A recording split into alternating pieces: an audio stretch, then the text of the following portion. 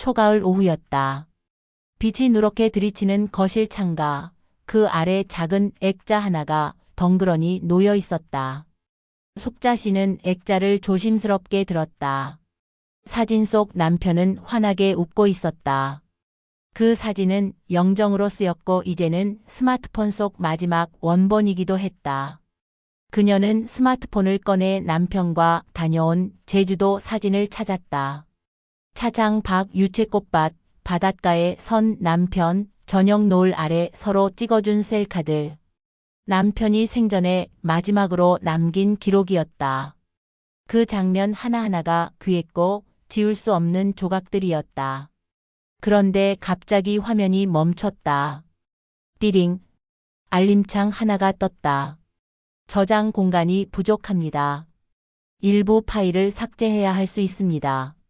숙자 씨는 멍해졌다. 잠시 후 화면이 깜빡이더니 갤러리 앱이 강제로 꺼졌다. 손끝이 덜덜 떨렸다. 다시 켜진 화면엔 남편 사진이 사라져 있었다. 그녀는 믿을 수 없다는 듯 눈을 깜빡였다. 다시 사진첩을 열었지만 제주도 사진은 어디에도 없었다. 혹시 지운 건 아닐까? 손가락이 실수로 눌렀다. 휴지통을 뒤지고 최근 항목을 찾고 클라우드라는 걸 눌러봤지만 아무것도 보이지 않았다. 그녀는 소파에 힘없이 주저앉았다. 작은 화면 하나가 세상을 집어삼키는 기분이었다. 며느리에게 물어볼까 고민했다. 하지만 얼마 전 영상통화로 손주 사진이 어디 갔냐고 물었다가 엄마, 이래서 아이클라우드 쓰시라니까요. 라는 대답을 듣고 말문이 막혔던 일이 떠올랐다. 그 뒤로는 물어보는 게 괜히 눈치 보이고 자신 없어졌다. 내가 왜 그걸 못해가지고. 혼잣말이 새어나왔다. 아무도 대답해주지 않았다. 그날 저녁 숙자 씨는 장롱에서 낡은 종이 앨범을 꺼냈다. 남편과 젊은 시절 찍은 흑백 사진들이 있었다. 구불구불한 글씨로 1983년 여름 설악산이라고 적힌 사진도. 그 속에선 젊은 숙자와 남편이 활짝 웃고 있었다. 그 웃음이 지금 숙자 씨의 눈앞에서 지워졌다. 이제는 디지털 안에서조차 손에 닿지 않게 된 것이다. 다음 날 아침, 숙자 씨는 동네 도서관으로 향했다. 시청각실 앞 게시판에 스마트폰 기초 강좌 사진 관리편이라는 공지가 붙어 있었다. 강좌는 일주일 뒤였다. 그 사이 숙자 씨는 매일 밤 스마트폰을 붙잡았다. 사진 앱을 열었다 닫았다. 어디를 눌러야 하는지도 몰라 매뉴얼을 캡처해 인쇄했다. 하지만 설명은 죄다 어려운 단어뿐이었다. 백업, 클라우드 동기화, 자동 최적화, 용량 관리. 그녀는 조용히 스마트폰을 내려놓았다. 남편이 살아있을 때 전화번호부 하나 저장 못하던 그가 생각났다. 여보, 나는 이런 거 모르겠어요. 그때는 숙자 씨가 대신 해줬다. 이제는 그럴 사람이 없었다. 밤이 깊어질수록 마음은 더 무거워졌다. 잃어버린 건 사진 한 장이 아니라 함께했던 시간 자체라는 생각이 머리를 스쳤다. 그날 밤 숙자 씨는 남편의 음성 메모를 찾았다. 예전에 실수로 눌러 녹음했던 남편의 목소리였다. 숙자야, 이거 누르면 녹음된다더라. 생일 축하해. 오래오래 같이 살자.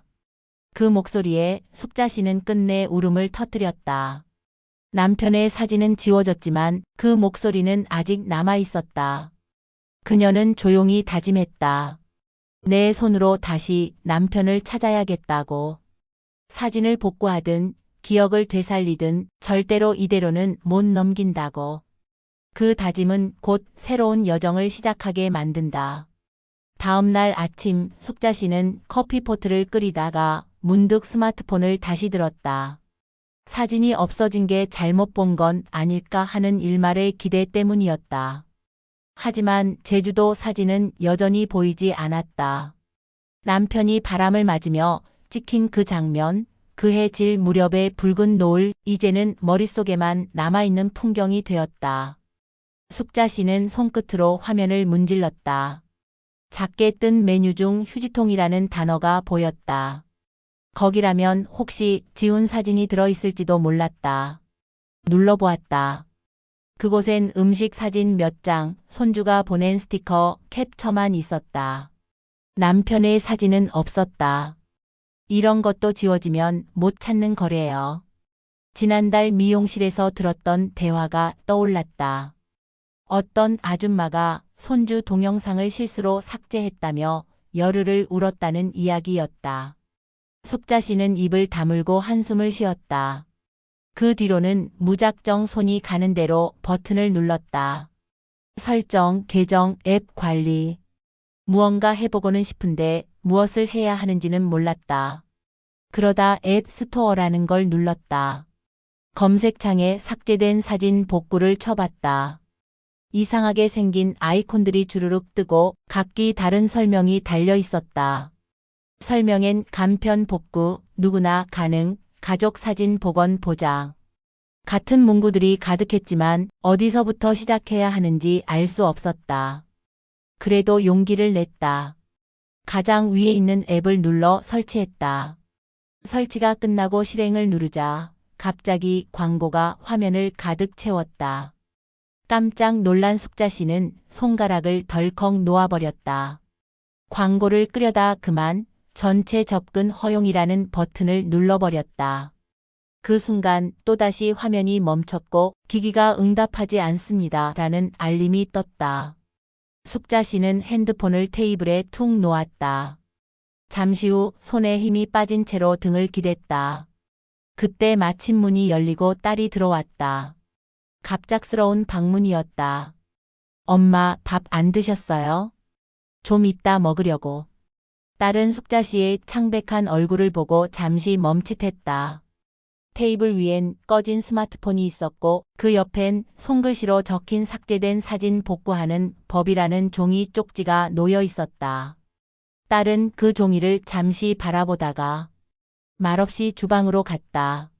물소리가 들리고 밥솥에서 따뜻한 김이 났다. 숙자씨는 딸에게 뭘 도와달라는 말을 꺼내려다 입을 닫았다. 무엇보다 그 한마디가 자존심을 건드렸다. 딸은 늘 빠르고 정확했다.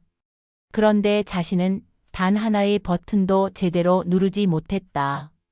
그날 밤 숙자씨는 다시 남편의 음성 메모를 들었다. 들으면서 조용히 앨범을 펼쳤다. 종이 사진 위에 작은 메모지를 붙이기 시작했다. 이때 여보가 말없이 팔짱 꼈었지. 이날은 감기 기운 있는데도 따라갔지. 사진이 없으니 기억이라도 정리하고 싶었다.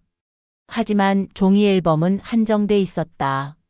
디지털 속 사진들, 영상들, 목소리들. 그건 이제 어디로 가야 할지 몰랐다. 숙자씨는 조용히 불을 끄고 어두운 거실에서 눈을 감았다. 다음 주면 도서관에서 사진 정리 강좌가 열린다 했다. 하지만 아직 며칠 남았다. 그 사이 이 빈자리를 어떻게 버텨야 할지 막막했다. 복지관 지하 강의실, 낡은 텔레비전 옆 칠판엔 정성스런 글씨가 적혀 있었다. 스마트폰 기초 강좌 사진 정리편.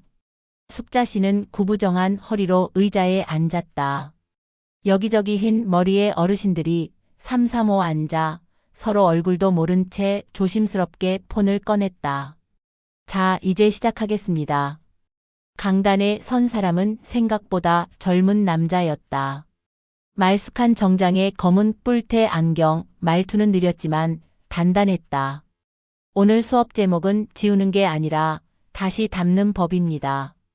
순간 숙자씨의 손이 움찔했다. 그 말은 누군가 그녀의 마음을 훤히 꿰뚫고 있는 것처럼 느껴졌다. 많이들 겪으셨죠? 사진을 지웠는데 다시 보고 싶을 때, 그런데 어디로 갔는지 모를 때. 오늘은 그걸 함께 정리해 볼 거예요. 노인들 사이에선 작은 한숨이 흘렀다. 옆자리 할머니가 중얼거렸다. 우리도 한때는 다 잘했는데 말이야, 요즘 세상은 너무 빨라. 숙자 씨는 그 말에 고개를 끄덕였다. 그녀도 한때는 속기 타자에선 빠른 편이었다. 하지만 지금은 메뉴 하나 찾기도 숨이 찼다. 강사가 칠판에 4가지를 적었다. 1. 휴지통 2. 클라우드 3. 앨범 분류 4. 자동 정리 설정. 숙자 씨는 클라우드라는 단어에 눈이 멈췄다. 딸이 자주 말하던 그래서 더 멀어진 단어였다. 수업은 천천히 진행됐다.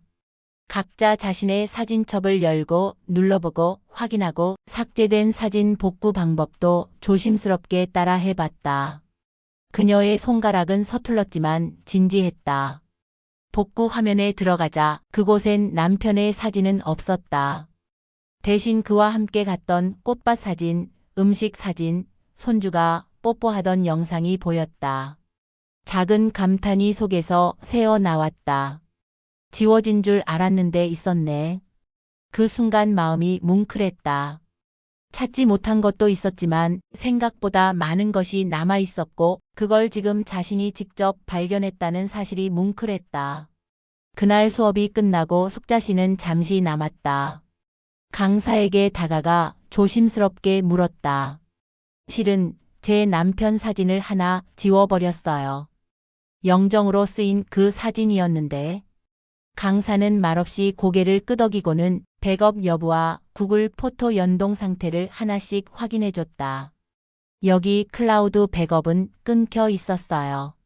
그 전에 마지막으로 백업된 사진까지만 복구 가능할 것 같습니다.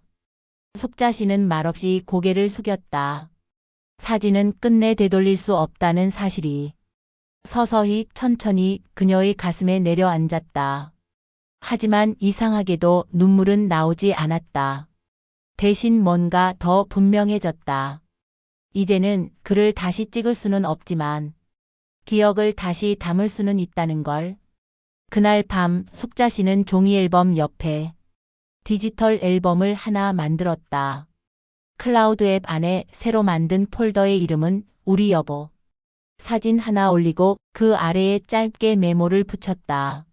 이날은 고등어구이 2마리나 먹고도 또 간장게장을 찾았었지요. 이날은 버스 놓쳐서 나 혼자 화냈는데 끝까지 말없이 따라왔죠. 마치 그에게 다시 말을 거는 것처럼 작은 추억을 하나씩 눌러 넣었다. 그녀는 처음으로 클라우드를 우리 둘만의 방이라 여겼다. 정리란 없애는 게 아니라 흩어진 걸 다시 꺼내요. 제자리에 놓는 일이라는 걸 그제야 알게 되었다. 거실 한복판, 오래된 탁자 위에 태블릿 하나가 놓였다. 딸이 새로 사주고 간 것이었다. 커다란 화면, 선명한 사진, 그리고 낯선 앱들. 숙자 씨는 그 기계를 아직도 조심스럽게 만졌다. 며칠 전 딸이 다녀가며 말했다. 엄마도 클라우드 쓸 줄 아시잖아요. 이제는 이걸로 앨범 만들어 봐요. 더 크게, 더 예쁘게. 그 말이 칭찬인지 안쓰러움인지 알 수 없었지만 숙자 씨는 고개를 끄덕였다. 이젠 모른다고 말하는 게 더 쉬웠다. 그날 저녁 숙자 씨는 우리 여보 폴더를 다시 열었다. 남편과의 마지막 여행을 영상으로 만든 작은 앨범. 배경음악을 깔고 자막도 넣고 슬라이드 순서를 바꾸는 데만 몇 시간이 걸렸다. 마지막 장면에는 남편의 음성 메모를 덧붙였다. 그 짧고 어눌한 녹음이 영상에 닿자 그는 다시 살아 움직이는 사람처럼 느껴졌다. 영상이 완성된 날, 숙자 씨는 손주가 오는 날을 기다렸다. 작은 손이 태블릿을 누르며 물었다. 할머니, 이거 뭐예요? 응, 할아버지랑 나 예전에 여행 갔을 때 이야기야. 한번 볼래? 영상이 재생됐다. 꽃밭을 걷는 두 사람, 손으로 볕을 가리던 남편의 모습, 그 위로 겹쳐지는 글씨. 이날 바람이 좀 불었지만 우리는 웃고 있었지요. 손주는 눈을 반짝이며 물었다. 할아버지가 이렇게 웃으셨어요? 그럼 항상 저렇게 웃으셨어. 속상할 땐 내 대신 화도 못 내시고요. 손주의 작은 손이 숙자 씨의 손등을 쓰다듬었다. 할머니, 나중에 커서 이거 또 볼 수 있죠? 그럼요, 이건 저장된 거니까요. 절대 사라지지 않아. 그 순간 숙자 씨는 그 말을 스스로 믿게 되었다. 며칠 뒤 딸이 놀러 왔다. 숙자 씨는 조심스럽게 태블릿을 건넸다. 내가 만든 영상이야. 너희 아빠 사진 말고 목소리도 들어있어. 딸은 고개를 숙여 영상을 봤다. 그 짧은 시간 동안 아무 말도 없었다. 끝나고 나서야 조용히 말했다. 엄마, 이거 우리 아이들한테 보여줘도 돼요? 그럼. 그래주면 더 좋지. 그날 밤 숙자 씨는 거실 한가운데 앉아 한 장 한 장 사진을 옮겼다. 여보와 걷던 길, 조용한 바닷가, 말없이 웃던 날. 이젠 사진이 사라지는 게 두렵지 않았다.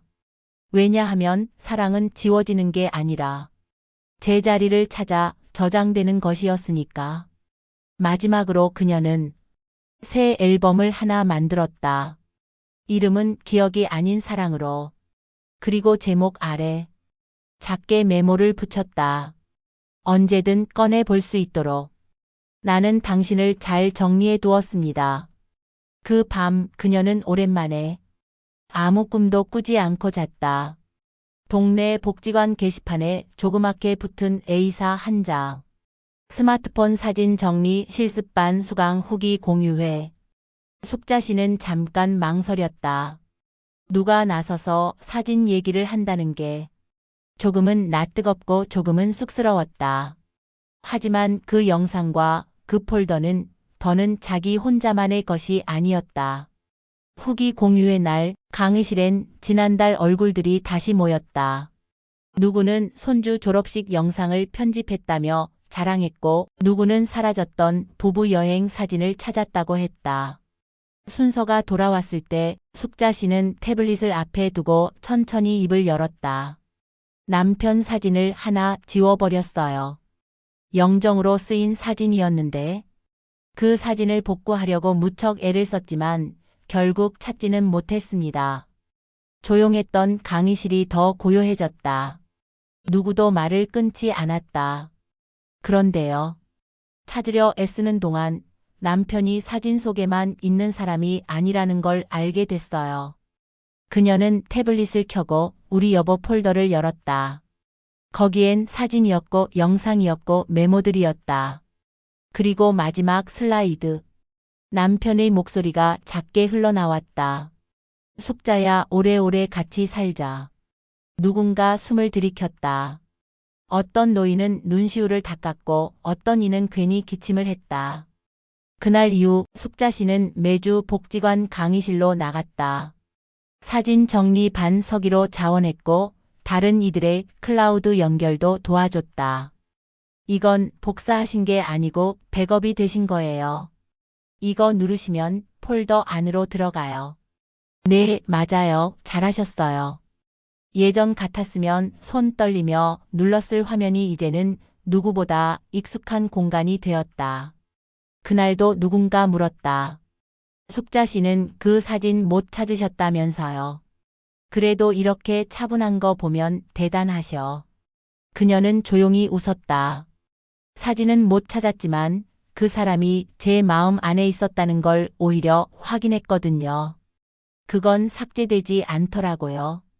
그날 밤 숙자 씨는 새 폴더를 만들었다. 이름은 삭제되지 않는 사람들. 그 안엔 남편 말고도 손주가 뽀뽀하는 영상, 딸이 보내온 생일 케이크 사진, 복지관에서 웃던 수강생들의 얼굴이 들어갔다. 삶이란 게 삭제되지 않는 얼굴들을 하나하나 다시 담아내는 작업이라는 걸 이제는 잘 알게 되었다. 창밖에 작은 빗방울이 떨어졌다. 숙자 씨는 조용히 불을 끄고 태블릿을 품에 안은 채 옛날처럼 아주 편안한 숨을 쉬었다. 태블릿의 저장 공간이 한계에 다다랐다는 알림이 떴다. 용량이 부족합니다. 일부 파일을 삭제하거나 외부 저장소를 연결해 주세요. 익숙한 문구였다. 남편 사진이 사라졌던 그날 그 문장이 처음 떴었다. 숙자 씨는 잠시 태블릿을 바라보았다. 화면엔 가득 찬 갤러리와 오래된 영상들, 한 장 한 장 정성껏 넣은 추억들이 있었다. 그녀는 천천히 손가락을 움직였다. 삭제라는 단어 위에서 멈칫하다가 다시 뒤로 물러났다. 이걸 어떻게 지워요? 이게 다 내 시간인데요. 딸에게 전화를 걸었다. 나 그거 외장 뭐라더라? 저장소 좀 사야겠어. 외장하드요? 알겠어요. 다음에 갈 때 챙겨갈게요. 딸은 더 묻지 않았다. 그저 준비해주겠다고만 했다. 숙자 씨는 혼잣말처럼 중얼거렸다. 예전 같았으면 그냥 다 지워버렸겠지. 근데 이젠 알겠어요. 지운다고 없어지는 게 아니고 지켜야 남는 것도 있단 걸요. 복지관에서 만난 은정 씨가 말했다. 숙자 언니, 요즘은 눈빛이 많이 부드러워지셨어요. 그래요? 나 원래도 착했어요. 둘은 한참 웃었다. 은정 씨는 자신의 갤러리를 보여주며 남편과 함께 찍은 결혼 40주년 사진을 자랑했다. 이 사람 무뚝뚝했는데 요즘은 자꾸 사진 찍자고 그래요. 숙자 언니 덕분에 집에 웃음이 늘었어요. 숙자 씨는 괜히 민망해 물컵을 한 모금 마셨다. 요즘 내가 참 많이 배우네요. 기계한테도 사람한테도요. 그날 집에 돌아와 숙자 씨는 책상 위에 놓인 작은 앨범을 꺼냈다. 옛날 사진들 틈에 남편이 어딘가를 바라보고 있는 사진이 있었다. 그 뒤에 적혀 있던 글씨. 당신이 보는 그 방향으로 나도 따라가고 싶다. 그 문장을 읽던 순간 저장 공간보다 더 무겁고 더 넓은 무언가가 마음에 채워졌다. 그녀는 태블릿을 켜고 삭제되지 않는 사람들 폴더 아래에 새 폴더를 만들었다. 함께하는 사람들. 그 안엔 복지관에서 찍은 단체 사진, 손주와 케이크를 나누는 영상, 은정 씨가 보낸 셀카까지 담았다. 누군가 말했다. 기억은 용량이 아니라 온도라고. 그 말이 이제야 가슴에 닿았다. 화면 속 사진 하나를 눌렀다. 남편이 살짝 고개를 돌린 채 웃고 있었다. 당신도 이만큼은 몰랐을 거예요. 내가 이렇게까지 배울 줄은요. 그녀는 태블릿을 가만히 덮고 새로 내려받은 외장하드를 천천히 연결했다. 삶은 여전히 복잡하고 기계는 여전히 낯설고 추억은 여전히 아프지만 이제는 그 모든 걸 조금 더 넓게 담을 수 있는 마음의 용량이 생겼다. 늦가을 햇살이 부서지는 오후, 숙자 씨는 태블릿을 들고 오래된 앨범을 뒤적이고 있었다. 종이 위에 누렇게 바랜 사진들, 어느 건 잘렸고, 어느 건 흔들렸고, 어느 건 남편이 없었다. 왜 이때는 없었을까 속삭이듯 묻고 스스로 답을 찾았다. 출장이었을 수도 있고, 감기였을 수도 있고, 혹은 그저 카메라 뒤에 있었던 날이었겠지. 하지만 이상했다. 최근에 디지털 앨범들을 둘러봐도 그는 점점 적게 나와 있었다. 함께한 시간은 많은데 찍힌 사진은 줄어 있었다. 특히 1년 전 생신날 찍은 사진. 가족이 다 모인 자리, 케이크 앞에 앉은 숙자 씨와 손주들, 딸과 사위까지 환히 웃고 있는 가운데 남편은 없었다. 그날 그는 조용히 식탁을 차렸고 사진을 찍겠다고 말하지 않았다. 그때 당신 왜 안 나왔어요? 나중에 보면 이 사진만 보면 당신 없던 날 같잖아요. 숙자 씨는 사진 위에 메모를 붙였다. 이날 당신이 미역국 끓였지요. 사진엔 없지만 제일 먼저 일어나셨던 날이었어요. 그렇게 없는 사진에 말을 걸기 시작했다. 부재가 아니라 숨겨진 존재라는 걸 기억하기 위해서였다. 복지관 모임에서 강사가 말했다. 여러분, 사진은 찍히지 않아도 존재할 수 있습니다. 그날의 소리, 냄새, 느낌 다 사진입니다. 그걸 기억의 여백이라고도 합니다. 그 말에 숙자 씨는 가슴이 철렁했다.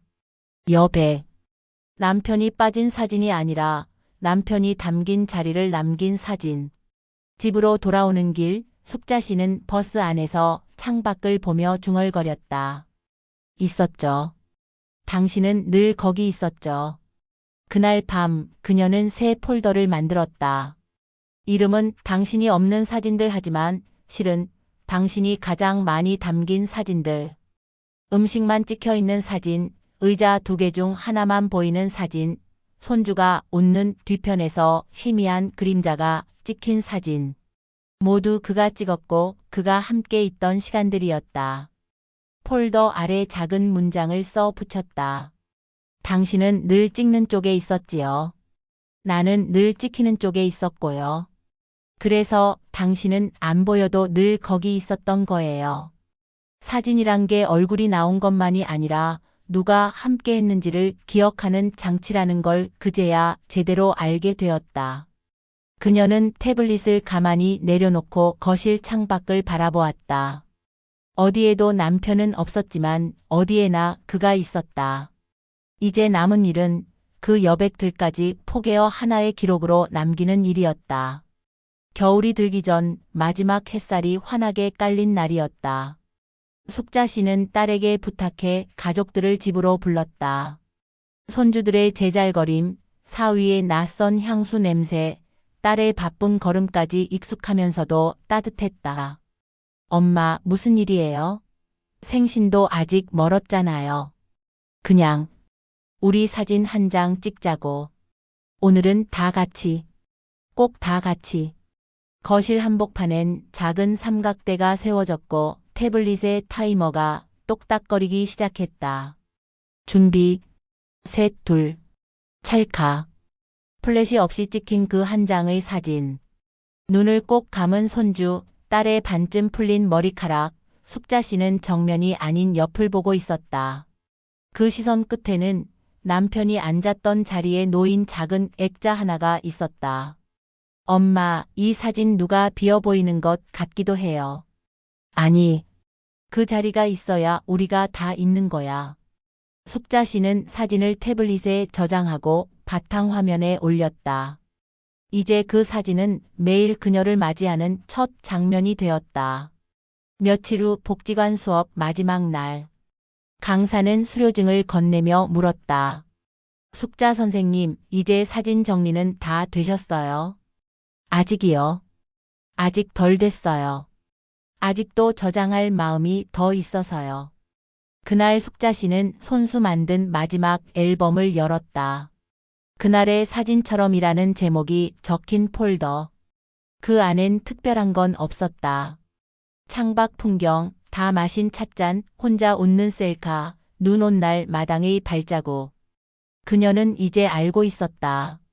사진은 대상을 담는 게 아니라 그날의 마음을 저장하는 도구라는 걸. 남편의 사진은 사라졌지만 그의 웃음은 손주의 얼굴에 남았고 그의 말투는 딸의 잔소리에 묻어 있었고 그의 체온은 숙자 씨의 등 뒤에 여전히 따뜻했다. 마지막 수업을 마친 날 숙자 씨는 집으로 돌아오는 길에 편의점에서 작은 사진 인화지를 샀다. 그리고 가장 아끼는 사진 한 장을 뽑아 남편 영정 옆에 놓았다.